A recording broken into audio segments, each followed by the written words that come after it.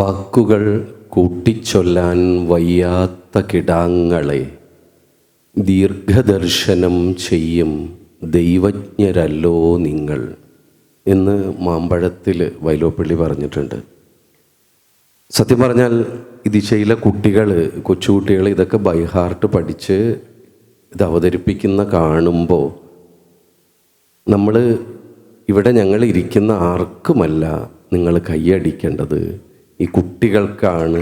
ഇവരാണ് ദൈവജ്ഞർ.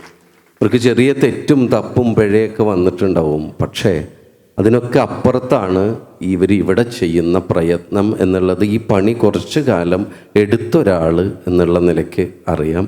അപ്പോൾ അത് അവരെ പരാമർശിക്കാതെ തുടങ്ങാൻ വയ്യ എന്നുള്ളത് കൊണ്ടാണ്.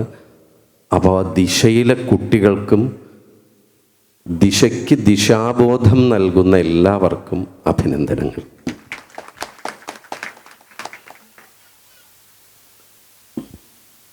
ഈ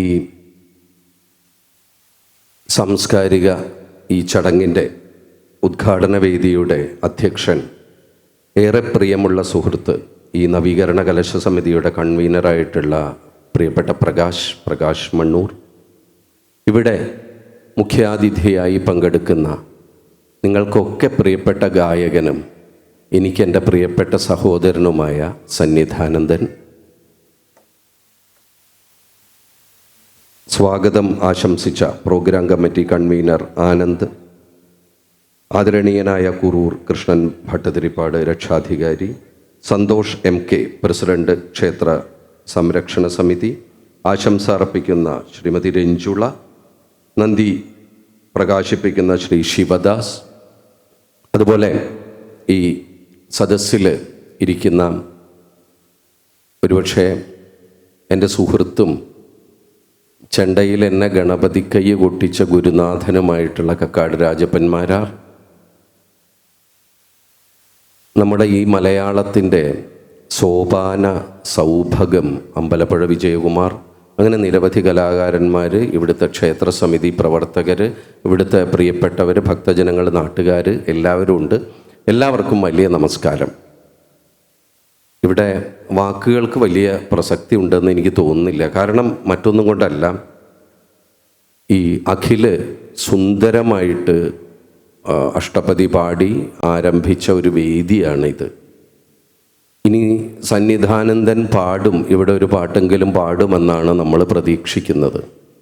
അത് കഴിഞ്ഞാൽ ഇതിൻ്റെ അവസാനത്തിൽ അമ്പലപ്പുഴ വിജയകുമാറിൻ്റെ മലയാളികളെല്ലാവരും കേൾക്കാൻ ആഗ്രഹിക്കുന്ന സോപാന സംഗീതമുണ്ട്.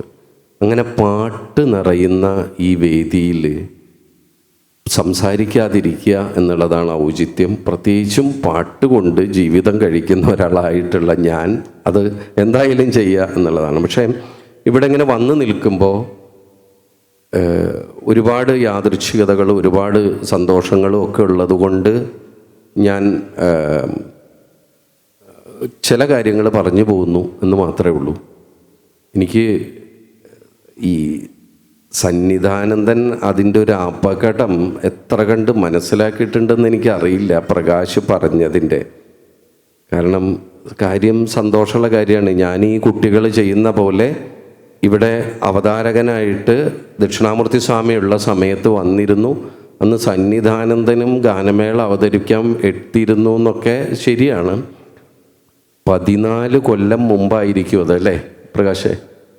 അതായത് 14 വയസ്സ്, 9ലോ 10ലോ പഠിക്കുന്ന കുട്ടികൾ അന്ന് ഇവിടെ ഉണ്ടവരെങ്കിൽ അവർ 28 വയസ്സായിട്ട് കല്യാണം കഴിച്ച അവസ്ഥയിലെത്തി എന്നർത്ഥം. സന്നിക്ക് മനസ്സിലായോ എന്നറിയില്ല. എനിക്കും സന്നിക്കും ഒക്കെ പ്രായമായി എന്നുള്ളതാണ് ഇവിടെ പറയുന്ന വേറെ ഒരു കാര്യം. എങ്കിലും വലിയ സന്തോഷമുണ്ട്. ദക്ഷിണാമൂർത്തി സ്വാമിയുടെ അന്ന് ഇവിടെയല്ല വേദി എന്ന് തോന്നുമല്ലേ? ആ ഒരു സദസ്സ് എനിക്ക് ഓർമ്മയുണ്ട്. അന്ന് ഇവിടെ വന്നിട്ട് അന്ന് എനിക്ക് തോന്നുന്നു അത് കഴിഞ്ഞ് ശ്രീവത്സേട്ടൻ്റെ കച്ചേരി, അതെ അല്ലേ? അപ്പോൾ ഇവിടെ സ്വാമി വന്നത് ഓർമ്മയുണ്ട്. അത് കഴിഞ്ഞ് സന്നിയുടെ ഭക്തിഗാനമേള ഇവിടെയാണ് ഉണ്ടായിരുന്നത്. അപ്പം ഞാൻ രാജപ്പനോട് സംസാരിച്ചപ്പോൾ രാജപ്പന്മാരാർ പറഞ്ഞു ഇവിടെ കല്ലൂർ രാമോണ്ടിയേട്ടൻ്റെ തായമ്പ് കാണാൻ വേണ്ടി ഒരിക്കൽ വന്നിട്ടുണ്ട്. ഇവിടെ പദ്യശ്രീ പുരസ്കാരം, അത് ആ പുരസ്കാരത്തിൻ്റെ പേര് കൊടുക്കാനുള്ളൊരു അവസരം ഉണ്ടായി എന്ന് പറയുന്നു. പ്രകാശ് എന്നെ ആ പ്രോഗ്രാമിന് ക്ഷണിച്ചിരുന്നു. അന്ന് വരാൻ കഴിഞ്ഞില്ല. കാരണം അന്ന് വരാൻ ഏറെ പ്രിയമുള്ള രാജപ്പന്മാരാർക്കാണ് അന്നത്തെ പുരസ്കാരം കിട്ടിയത്. എന്തായാലും അതൊക്കെ കഴിഞ്ഞ് ഇന്ന് ഇങ്ങനെ ഒരു മഹനീയ മുഹൂർത്തത്തിൽ ഇവിടെ ഇന്ന് എത്താൻ കഴിഞ്ഞു, നിങ്ങളിലൊരാളായിട്ട് നിൽക്കാൻ കഴിഞ്ഞു എന്നുള്ളത് വലിയ സന്തോഷമുള്ള കാര്യമാണ്. കാരണം ഈ ഇത്രയും ജനങ്ങളുടെ അഹോരാത്രമായിട്ടുള്ള, നമുക്ക് മനസ്സിലാവും എത്രയോ ആളുകളുടെ സമ്പത്ത് കൊണ്ട്, നമ്മുടെ വിയർപ്പ് തുള്ളി പൊഴിച്ചുകൊണ്ട്, രാത്രി പകൽ ഉറക്കൊഴിച്ചുകൊണ്ട്, ടെൻഷൻ അടിച്ചുകൊണ്ട്. കാരണം ഇപ്പോൾ ഒരു പ്രോഗ്രാം നടക്കുമ്പോൾ മഴ വരുമോ, മഴ വന്നാൽ എങ്ങനെയുണ്ടാവും, എങ്ങനെയായിരിക്കും എന്നുള്ള ഭയം, അങ്ങനെ പലതും കൊണ്ട് നിങ്ങൾ ഒക്കെ അത്രയും ടെൻഷൻ അടിച്ചിട്ടും ഒക്കെ നിങ്ങൾ നിൽക്കുന്ന വേദിയാണ്. ഇവിടെ ഇരിക്കുന്ന ആളുകളുടെ മുഖം കണ്ടാലറിയാം. പിന്നെ ഈ മഴക്കാലത്ത് നമ്മൾ ഒരു സ്ഥലത്ത് ഒരു പ്രോഗ്രാമിന് ചെന്ന് കഴിഞ്ഞാൽ ആലോചിച്ചറിയാം എത്ര പേര് വരും. ആ സ്ഥലത്താണ് ഇവിടെ നിറച്ച്, ഇവിടെ ഈ ഭഗവതിയുടെ കാരുണ്യത്തിനായിക്കൊണ്ട് ഇത് ഞങ്ങളുടെ അമ്മയുടെ, ഞങ്ങളുടെ നാട്ടിലെ ഒരു കാര്യമാണെന്ന് വെച്ച് വന്നിരിക്കുന്ന ആളുകൾ. നിങ്ങളൊക്കെയാണ് അക്ഷരാർത്ഥത്തിൽ ഇവിടെ ആദരിക്കപ്പെടേണ്ടതും ഇവിടെ എന്താ പറയുക, ഈ സന്തോഷം പങ്കുവെക്കാനൊക്കെ ഏറ്റവും അർഹതയുള്ളവർ. അപ്പം അങ്ങനെ ഒരുപാട് പേര് ചേരുന്ന ഒരു സത്സംഗമാണ്.